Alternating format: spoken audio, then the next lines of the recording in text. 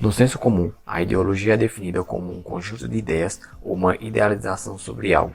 Porém, a ideologia vai além disso, sendo baseada em duas visões, a visão crítica e a clássica.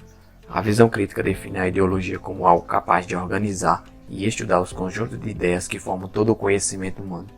Já a visão crítica defende que a ideologia é uma ilusão criada por uma classe dominante que busca se manter superior. Neste vídeo, iremos apresentar como as ideologias de gênero, política e de classe são abordadas nos meios de comunicação. O viés político-ideológico no Brasil ganha força entre membros da direita e da esquerda. A direita defende a liberdade e a garantia à propriedade privada, enquanto o socialismo de esquerda luta pela igualdade e justiça social. Cada veículo aborda sobre política de acordo com o seu compromisso ideológico.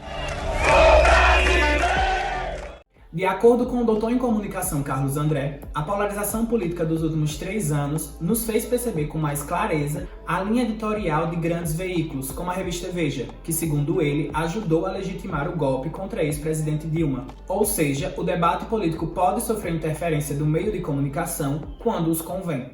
A ideologia de gênero é um tema que vem sendo discutido nos meios de comunicação por apresentar suas pautas polêmicas para uns e necessárias para outros. Para o doutor em sociologia Aristóteles Veloso, hoje, com a liberdade que as pessoas têm dentro das redes sociais, muitas pessoas utilizam de discurso de ódio em torno de pautas LGBTs e feministas. Já na grande mídia podemos ver uma realidade um pouco diferente, onde as pessoas utilizam de um discurso com respeito e dignidade à pessoa humana, e com essa aceitação, a mídia tenta se mostrar imparcial sobre o assunto. De acordo com o GGB, o Grupo Gay da Bahia, dados mostram que 141 pessoas LGBTs foram mortas entre janeiro e maio de 2019 no Brasil.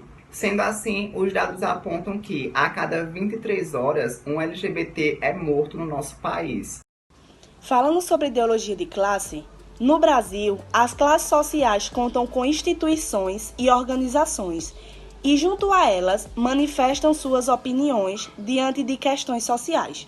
No entanto, quando tratados na mídia, coberturas jornalísticas e manchetes de sites de notícias chamam a atenção quando o assunto é sobre as classes mais vulneráveis, contextos que muitas vezes induz ao pensamento duvidoso do leitor ou telespectador.